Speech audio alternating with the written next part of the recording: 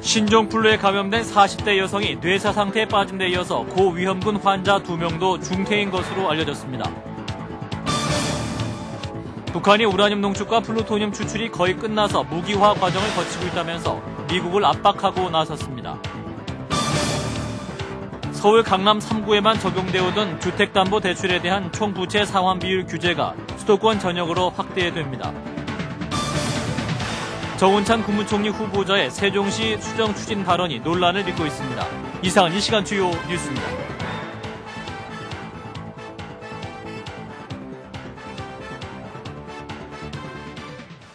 시청자 여러분 안녕하십니까? 신종플루에 감염된 40대 여성이 뇌사 상태에 빠진 데 이어서 고위험군 환자 2명도 중태로 나타났습니다. 사회부 최승진 기자입니다. 수도권에 거주하는 신종플루에 감염된 40대 여성이 지난 1일 뇌사 상태에 빠졌습니다. 이 여성은 고위험군에 해당되는 병력은 없는 것으로 파악됐습니다. 이 여성에 대한 신종플루 확진 판정은 지난달 31일에 있었고 다음 날인 1일 뇌부종과 뇌출혈이 발생했습니다. 보건당국이 현재 역학 조사를 진행하고 있지만 신종플루 바이러스가 뇌사에 직접적인 영향을 미쳤는지는 아직 확인되지 않고 있습니다. 외국 사례를 보면 미국에서는 신종플루가 7세에서 17세 사이의 청소년 4명에게서 뇌염 등의 증상을 일으킨 것으로 나타났습니다. 하지만 성인의 경우 신종플루가 뇌사 상태로 연결된 적은 없는 것으로 알려졌습니다. 일본이라든지 미국의 경우에 신종인플루엔자 바이러스가 뇌에 어떤 영향을 주는 사례가 보고는 되었으나 다 연령대가 어린 소아의 경우였고 또 전체적인 환례 수도 적었습니다. 지금까지 신종플루 합병증 등으로 병원에서 입원 치료를 받고 있는 환자는 모두 8명입니다. 이 가운데 뇌사 사례를 포함해 모두 3명이 중증인 상태입니다. 뇌사 상태 환자를 제외한 나머지 2명은 고령에다 간질환과 고혈압 등 지병이 있는 고위험군 환자입니다. 신종플루로 인한 중증 환자가 잇따라 발생하면서 추가 사망자가 속출할 것이라는 우려가 커지고 있습니다. 보건복지가족부에서 CBS 뉴스 최승진입니다. 정부는 신종인플루엔자 사망자와 환자가 급증함에 따라서 전염병 경보 수준을 현행 경계에서 심각으로 한 단계 격상하는 방안을 신중히 검토하기로 했습니다. 정부는 오늘 정부중앙청사에서 한승수 국무총리 주재로 열린 국가정책조정회의에서 국가경제와 사회에 미치는 영향, 외국 사례와 전문가 의견을 종합해 검토하고 관계부처 협의를 거쳐 경보 단계 격상 여부를 결정하기로 했습니다. 정부는 신종플루 유행 수준이 이달부터 증가해 다음 달과 오는 11월에 유행 정점에 도달할 가능성이 높으며 추석 이후 10월 초반의 양상이 향후 유행 확산을 가늠하는 고비가 될 것이라고 전망했습니다. 오는 7일부터 서울 강남 3구에서만 적용됐던 주택담보대출에 대한 총부채 상환 비율, 즉 DTI가 수도권 전역으로 확대 적용됩니다. 이에 따라 서울 지역은 원금과 이자를 합쳐서 연소득의 50%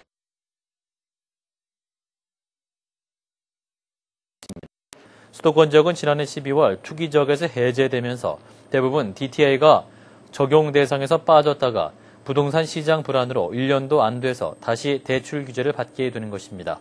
금융감독원은 그러나 서민 실수요자들을 고려해 5천만 원 이하의 소액대출과 집단대출, 미분양주택 담보대출 등의 경우에는 이번 적용 대상에서 제외하기로 했습니다. 북한이 우라늄 농축과 플루토늄 추출이 거의 끝나서 무기화 과정을 거치고 있다면서 미국을 압박하고 있습니다. 우리 정부는 유감의 뜻을 표명하면서 단호하고 일관되게 대응할 것이라고 밝혔습니다. 박지환 기자입니다. 유엔 주재 북한 대표는 유엔 안보리 의장에게 보낸 편지에서 우라늄 농축이 성공적으로 진행돼 마무리 단계에 들어섰다고 선언했습니다. 또 폐연료봉 재처리도 마감 단계여서 추출한 플루토늄을 무기화하고 있다고 주장했습니다. 북한은 지난 6월 외무성 성명을 통해 플루토늄 무기화와 우라늄 농축 시험 등을 압박 카드로 빼든 바 있습니다. 그러나 이번에는 이들 조치들이 마무리 단계라고 선언한 것입니다. 북한은 또 편지에서 육자회담 구도를 반대한다는 뜻도 분명히 했습니다. 북한이 입장 발표는 자신들의 계속된 유화 제스처에도 불구하고 미국과 한국 등 국제사회가 제재 국면을 지속하며 속도 조절 양상을 보이는 데 대한 경고 조치로 분석됩니다.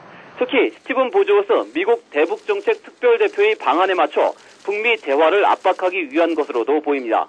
정부는 북한의 행동이 유엔 안보리 결의안을 위배하는 조치라며 유감을 표명했습니다. 북한이 이와 같이 결의 이행에 역행하는 태도를 보인 데 대해 유감스럽게 생각합니다.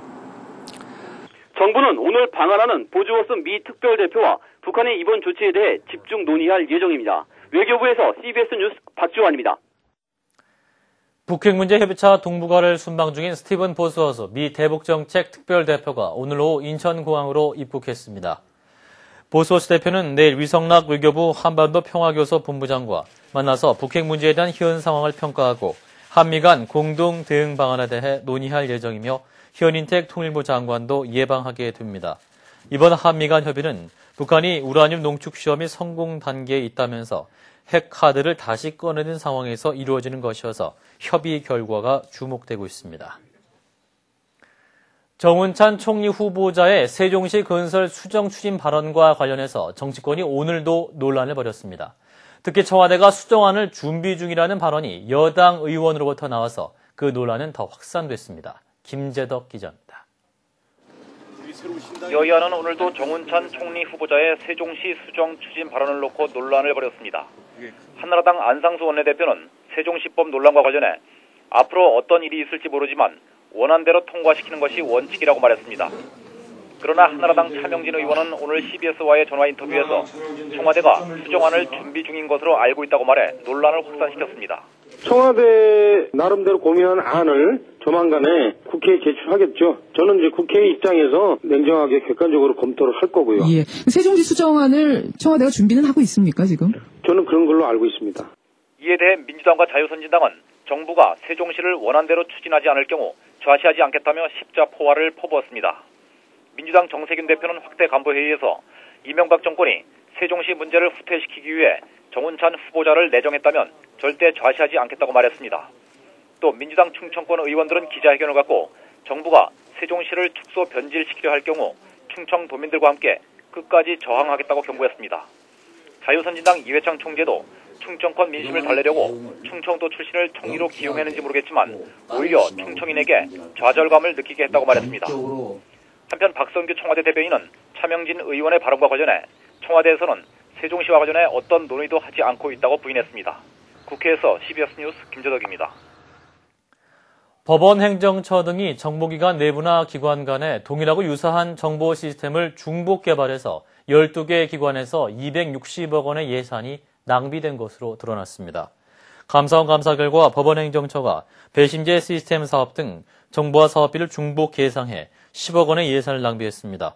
또 국토해양부는 연속 지적도 품질 개선 사업에서 도면 작업 시간과 사업 물량을 과다 계상해 120억 원의 국고를 낭비한 것으로 드러났습니다. 세무조사 무마청탁 대가로 금품을 수수한 혐의로 구속 기소된 추북일 전 청와대 홍보비서관에 대해서 항소심에서도 실형이 선고됐습니다. 서울고등법원 형사4부는 오늘 추 전 비서관의 항소심 결심 공판에서 징역 1년 6개월에 추징금 2억 원을 선고했습니다. 재판부는 비록 피고인이 금품 수수 당시 공무원 신분은 아니었지만 청와대 홍보비서관 자리에서 사임한 지 얼마 안 돼서 대가성 있는 금품을 받는 등 죄질이 무겁다고 밝혔습니다. 이어서 볼만한 영화 두 편을 소개합니다. 모녀의 갈등과 화해를 재미있고 정감 있게 풀어낸 애자와 판타지 어드벤처 영화 9입니다. 김윤자 아나운서입니다. 박예자, 그녀는 소설가의 꿈을 안고 살아가는 29살의 청춘입니다. 여고 시절 마음에 들지 않는 학생 주임 자동차를 박살낼 정도로 한성격하는 처자죠. 소설가의 꿈을 안고 서울로 상경했지만 별로 알아주지 않는 지방신문 당선 경력과 바람둥이 친구, 산더미 같은 빚만 떠안고 있는 불쌍한 청춘이기도 합니다. 어려운 여건에도 배짱과 자존심으로 똘똘 뭉쳐있는 애자. 그녀의 유일한 적수는 엄마 영입니다. 때론 친구 같기도 한 두 모녀의 징글징글한 말싸움과 구박 공방전이 리얼하게 펼쳐집니다. 구박과 복수 등 우여곡절과 다양한 에피소드가 이어지지만 어느 순간 다가온 이별의 시간. 모녀는 결국 서로에게 가장 필요한 존재였고 사랑했던 존재라는 걸 깨닫게 됩니다. 유쾌한 웃음 속에 진한 눈물을 쏟아내게 하는 영화 애자입니다. 미래의 어느 날 인류가 종말을 과학 문명의 폭주와 극한으로 치닫는 인간의 욕망이 부른 결과입니다. 황량한 폐허로 변해버린 지구. 하지만 인류의 마지막을 예견한 한 과학자에 의해서 9개의 생명체가 탄생했습니다. 홀로 남은 줄 알았던 9은 그물 기계군단을 피해 살아남은 생존자 무리를 발견하게 됩니다. 오만한 리더와 4차원 발명가, 쌍둥이 학자, 열혈 기술자, 별난 예술가들입니다. 9은 이들과 함께 원정대를 만들어 기계군단과 전쟁을 치르려 하는데요. 하지만 성격도 가치관도 모두 다른 이들은 합심하기도 어렵고 도무지 전쟁에서 이길 승산도 보이지 않습니다. 그물 기계군단과의 전쟁을 그린 초대형 판타지 9입니다. CBS 뉴스 김윤주입니다.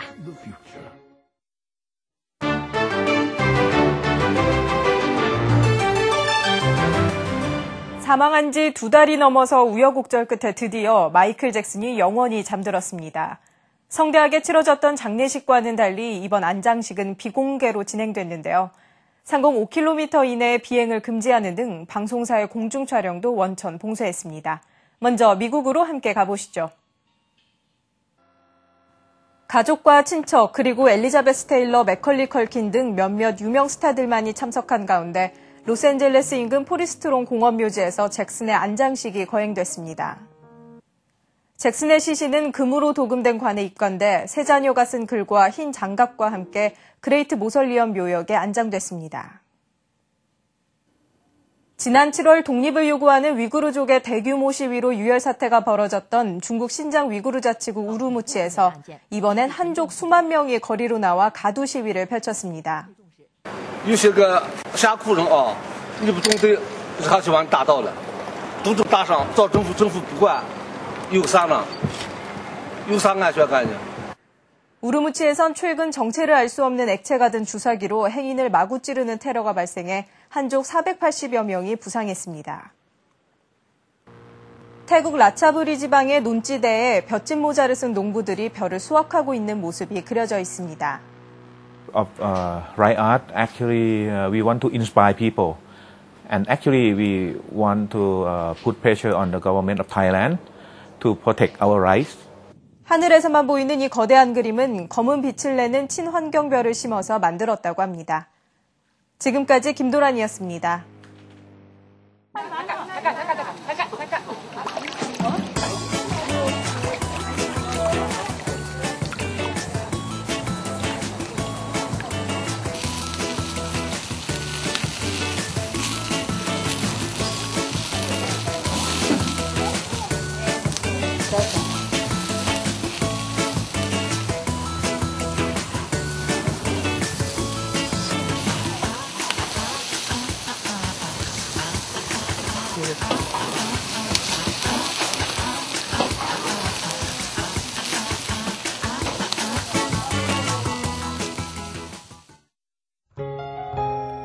날씨입니다. 주말인 내일은 전국이 대체로 맑겠으나 중부지방은 오전 한때 구름이 많겠습니다. 아침 최저기온 14도에서 21도, 낮 최고기온 25도에서 30도가 되겠습니다. 다음 주에도 맑고 쾌청한 날씨가 이어지겠습니다. 서울의 현재 기온 27.3도입니다. 이상으로 CBS 뉴스를 마칩니다. 고맙습니다.